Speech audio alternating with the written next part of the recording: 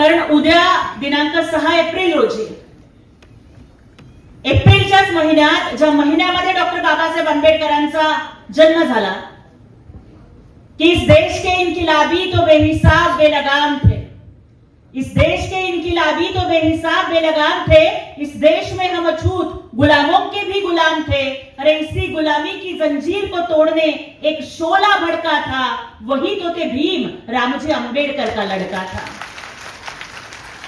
की ज्यांचं वर्णन करताना वामनदादा कर्डक म्हणतात की उद्धरली कोटी कुळे भीमा तुझ्या जन्मामुळे, काल कवडी मोल जिळे वामनचे होते, आज जुळे जगताचे बुद्धाशी नाते, झाले गुलाम मोकळे भीमा तुझ्या जन्मामुळे.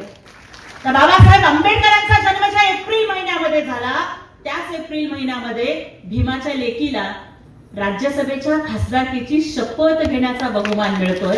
मला वाटतं हा खूप सुंदर योगायोग आहे.